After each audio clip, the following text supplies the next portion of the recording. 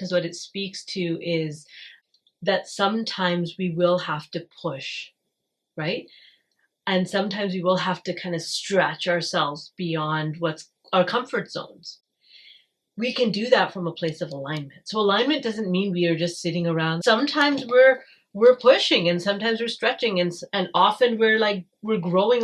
Expansion isn't like expansion. It's like, No, right? Like there's that but growth.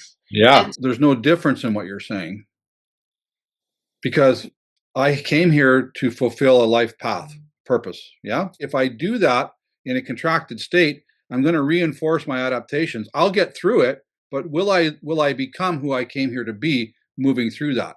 And we see that a lot. So then I end up at 50 years old with all of my ducks in a row, and I'm empty, and mm, I've broken relationships, and I can't hold on to these things that I know are important. Or I could do the same path, and I could learn and grow and be, if you looked at us from the outside, you would say we're really driven at the expansion project.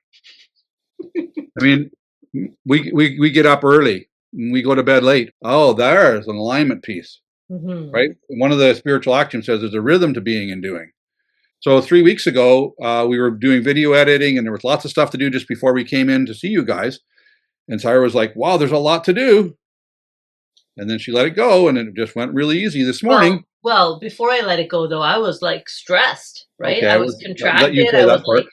yeah, like I was really stressed. I'm like, I hate this last minute stuff, and I like to be organized, and I don't like to do this, and I, was like, I only have like 27 minutes, but this usually takes me 2 hours, and I totally was contracted, right? So And then what happened? then we did a couple of breaths, right?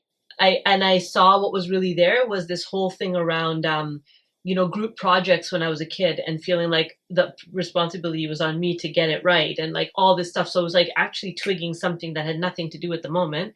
I breathed through that. I kind of let that go, got back into alignment, and then I finished the project in like 8 minutes or whatever, right? Because I Right. had the energy I needed. It wasn't going into like the fight.